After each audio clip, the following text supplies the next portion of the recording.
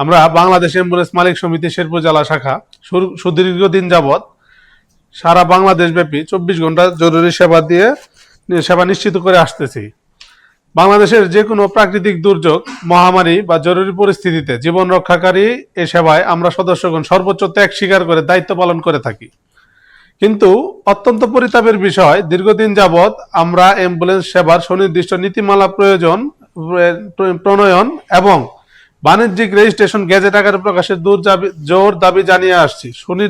সুস্পষ্ট নীতিমালার অভাবে আমাদের চালক ও মালিকগণ প্রতিনিয়ত প্রশাসনিক ও আইনি বিভিন্ন জটিলতার সম্মুখীন হচ্ছেন, যা এই জরুরি সেবা খাতকে মারাত্মকভাবে ব্যাহত করছে। আমরা সংশ্লিষ্ট কর্তৃপক্ষকে উক্ত দাবি বাস্তবায়নের জন্য আগামী জুলাই 26, 27 ও 28 পর্যন্ত সময়সীমা বেঁধে দিয়েছি। এই সময়ের মধ্যে আমাদের সুনির্দিষ্ট ও যৌক্তিক দাবি মেনে নিয়ে গেজেট আকারে প্রকাশের কার্যকরী পদক্ষেপ যদি না নেওয়া হয়, তবে বাধ্য হয়ে আমরা আগামী 29 জুলাই, আগামীকাল বুধবার 2026 সকাল 6টা থেকে সারা বাংলাদেশ সকল অ্যাম্বুলেন্স অনির্দিষ্টকালের জন্য ধর্মঘটের আওতায় থাকবে, বন্ধ থাকিবে। এমত অবস্থায় একটি জরুরি ও জীবন রক্ষাকারী সেবা হিসেবে আমরা সেবা বন্ধ করতে চাই না, তবে বাধ্য হয়ে আমাদের এই সিদ্ধান্ত নিতে হচ্ছে। এর ফলে সাধারণ রোগীদের যে ভোগান্তি সৃষ্টি হবে তার সম্পূর্ণ দায়ভার সংশ্লিষ্ট কর্তৃপক্ষ তাদের উপরই বর্তাবে। অতএব বিষয়ের গুরুত্ব ও জরুরি পরিস্থিতি বিবেচনা করে আগামী 26, 27 এবং আজকে 28 জুলাই তারিখের মধ্যে আমাদের সুনির্দিষ্ট দাবিগুলো মেনে নিয়ে গেজেট আকারে প্রকাশের জন্য প্রয়োজনীয় পদক্ষেপ গ্রহণ করার জন্য দাবি জানাচ্ছি। আমরা বেসরকারি অ্যাম্বুলেন্স গুলো ভাড়ায় চালনা করে থাকি, কিন্তু সমস্যা হচ্ছে আমাদের যে আয়কর, আমরা আয়কর দিই প্রাইভেট অ্যাম্বুলেন্সের, প্রাইভেট কারের আয়কর দিই। আমাদের কাগজগুলোতে লেখা আছে যে অ্যাম্বুলেন্স ভাড়ায় চালিত না, কিন্তু আমরা ভাড়ায় চালনা করে থাকি। যদি ভাড়ায় চালিত লেখা থাকে সেক্ষেত্রে আমাদের গাড়িগুলার আয়কর অনেকটাই কমে আসবে। দ্বিতীয়ত হচ্ছে সমগ্র বাংলাদেশ আমরা যে সরকারি হাসপাতালগুলো আছে এই হাসপাতালগুলোতে গাড়ির জন্য পার্কিং চাই। একটা রোগী মুমূর্ষু অবস্থায় আমরা নিয়ে যাই, সেখানে দেখা গেছে গাড়ি দাঁড়াইতে দেয় না আমাদের।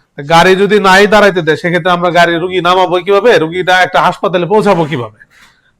আমাদের দাবি হচ্ছে সমগ্র বাংলাদেশ আমাদের অ্যাম্বুলেন্সের পার্কিং থাকতে হবে। আরেকটা হচ্ছে আমাদের টুল ফ্রি।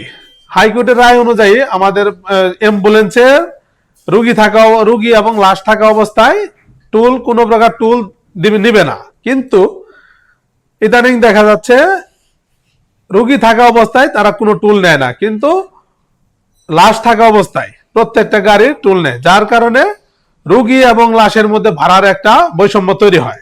তো আমরা চাই যে আমাদের কোনো প্রকার টুল, আমরা যেহেতু হাইকোর্টের রায় অনুযায়ী আমরা কোনো প্রকার টুল দিতে রাজি না। আর এই ব্যাপারে সংশ্লিষ্ট কর্তৃপক্ষের সাথে জোর দাবি জানাচ্ছি টুল মওকুফের জন্য।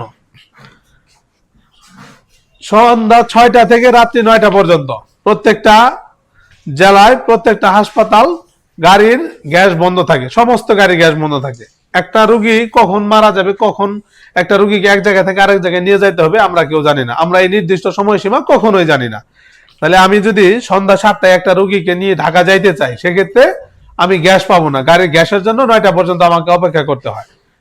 আমরা 24 ঘন্টা যেন গ্যাস পাই, সেজন্য আমরা দাবি জানাচ্ছি সরকারের কাছে যে আমাদের অ্যাম্বুলেন্সে রোগী থাকা অবস্থায় 24 ঘন্টা গ্যাস দিতে হবে। এরপর হচ্ছে যে করোনাকালীন সময়ে আমরা অ্যাম্বুলেন্স মালিকগণ, ড্রাইভার যে একটা সেবা দিয়েছি, এটা আমরা মুখে বললে এটা কম হবে। তখন দেখা গেছে যে নিজেদের আত্মীয় স্বজনের লাশ ধরতো না, নিজেদের আত্মীয় স্বজনের কাছে যাইতো না, কিন্তু একটা অ্যাম্বুলেন্স ড্রাইভার আমরা কখনো ওই করোনা রোগী মনে করি নাই। আমরা মনে করেছি আমাদের আত্মীয় স্বজন, আমাদের আত্মীয় আজকে অসুস্থ, আমরা আমাদের আত্মীয়কে নিয়ে এক জায়গা থেকে আরেক জায়গায় যাইতেছি। সেক্ষেত্রে কি হয়েছে, আমরা সর্বোচ্চ সেবাটা দিয়েছি, কিন্তু তার বিনিময়ে বিগত সরকার আমাদেরকে আয়কর মওকুফের কথা বলে এখন আমাদের আয়কর সহ জরিমানা সহ প্রত্যেকটা গাড়ির 1.5 থেকে 2 লক্ষ টাকা করে জরিমানা সহ আমাদেরকে ভর্তুকি স্বরূপ দিতে হচ্ছে। কোথায় আমাদেরকে পাওয়ার কথা ছিল, তারা আমাদেরকে বিভিন্ন ধরনের অনুদান দেওয়ার কথা ছিল। ড্রাইভার মারা গেলে এককালীন 10 থেকে 15 লক্ষ টাকা দেওয়ার কথা ছিল, তার বিন্দু মাত্র কোনো কিছু আমরা পাই নাই। তার চেয়ে আমরা পেয়েছি কি আমাদের জরিমানা। আমরা জরুরি সেবা দেওয়ার পরে আমরা পাইছি হচ্ছে জরিমানা। জরিমানা স্বরূপ প্রত্যেকটা গাড়ি কাগজপত্র ফেল, প্রত্যেকটা গাড়ি এখন পুলিশের হয়রানি। পুলিশের রাস্তায় ঘাটে আমাদের প্রায় 12,000 অ্যাম্বুলেন্স সমগ্র বাংলাদেশে 12,000 অ্যাম্বুলেন্সের মধ্যে 9,000 অ্যাম্বুলেন্সের কাগজপত্রে সবগুলাই ফেল।